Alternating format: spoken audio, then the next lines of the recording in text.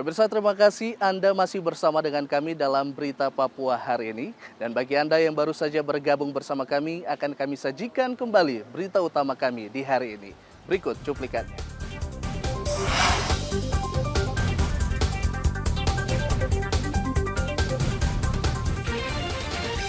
Terjatuh dari dermaga pelabuhan Yosudarso, Merauke, seorang buruh hilang. Selundupkan teripang, seorang pria di Merauke, diringkus tentara Angkatan Laut.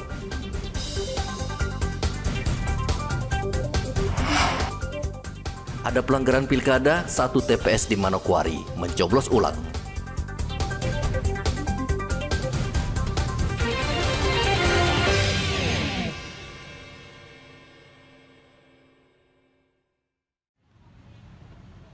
Tim penyidik tindak pidana khusus Kejaksaan Tinggi Papua kembali menyita uang tunai senilai 4 miliar rupiah yang diduga hasil korupsi dana PON 20 Papua di bidang transportasi.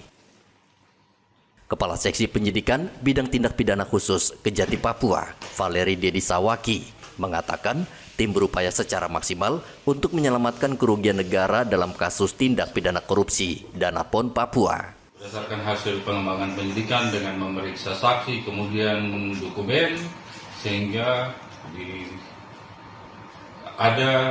ditemukan uang senilai 4 miliar yang kemudian harus dikembalikan di bidang transportasi. Ini duit 4 miliar yang dari bidang transportasi harus dikembalikan karena bukan haknya. Sehingga dari uang ini kemudian hari ini kami sita dan selanjutnya akan kami titipkan ke rekening titipan Kejaksaan Tinggi Papua di Bank BNI. Dari pengembangan ini tidak menutup kemungkinan akan ada bertambah penyitaan. Kami lakukan, jadi tim penyidik kali ini kita lakukan penyitaan, kemudian bukan hanya terhadap uang tunai, namun terhadap aset-aset milik para pelaku yang diduga terlibat atau terkait dengan persoalan atau dugaan tindak pidana PON ini. Ini merupakan langkah penyelamatan keuangan negara di tahap penyidikan yang dilakukan oleh kami tim penyidik dan selanjutnya akan terus bertambah. Ya, kami berharap demikian untuk pihak-pihak yang terlibat atau ini kami akan temukan dan kami akan meminta untuk dikembalikan. Hingga saat ini Kejaksaan Tinggi Papua berhasil mengamankan kasus dugaan tindak pidana korupsi PB PON senilai 14,8 miliar rupiah lebih. Kasus ini dalam waktu dekat akan segera disidangkan dan saat ini masih dalam tahap pra penuntutan. Dalam kasus ini, penyidik Kejati Papua menahan 4 orang tersangka dan memeriksa sekitar 300 orang saksi. Arthur melaporkan dari Kota Jayapura, Papua.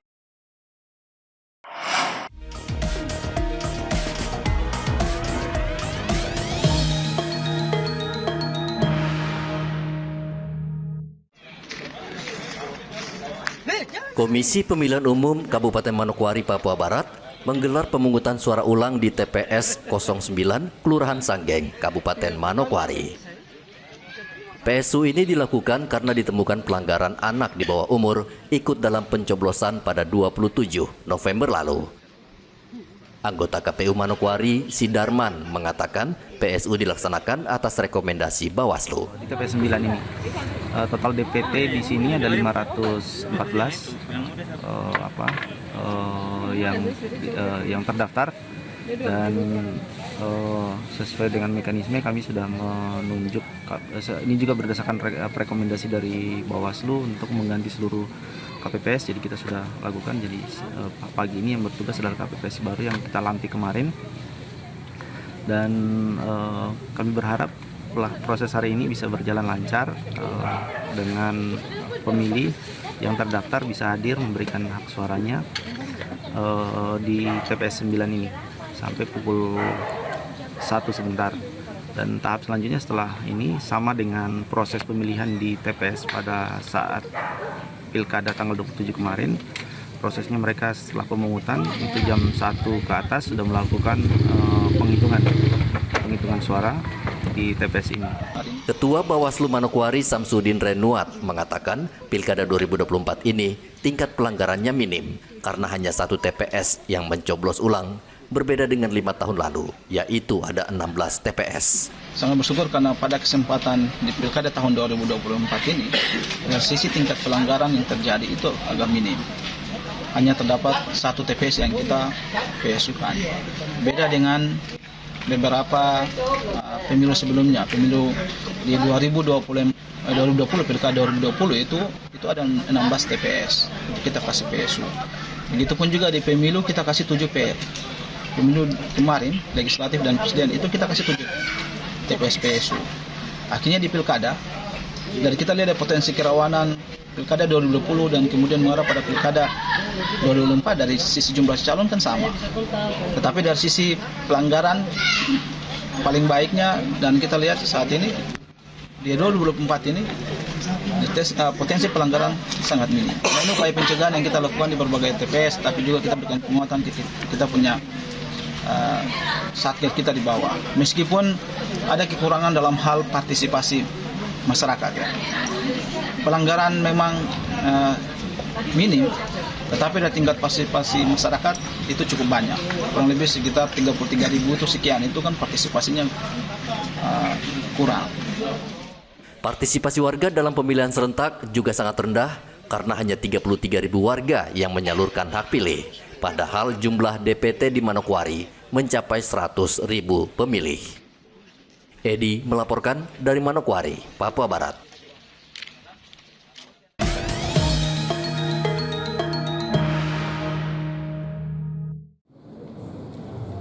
KPU Merauke resmi membuka pleno rekapitulasi suara Pilkada tahun 2024 Kamis kemarin di salah satu hotel. PPD dari 22 distrik juga telah hadir di lokasi pleno, namun untuk pelaksanaannya menunggu giliran. Untuk distrik Merauke kami mempunyai jumlah pemilih sebanyak 75.028 pemilih dalam DPT dengan penyebaran 153 TPS yang ada di distrik Merauke. Jadi kami Merauke menjadi distrik yang terbesar di Kabupaten Merauke dengan jumlah pemilih dan TPS yang begitu besar. Tersebar di 5 kelurahan, 5 kampung dan 11 kelurahan. Nah ini puji Tuhan kami kemarin setelah melaksanakan rapat pleno pada tanggal 29 sampai tanggal 3 itu sudah bisa berjalan secara baik dan puji Tuhan semua berjalan lancar.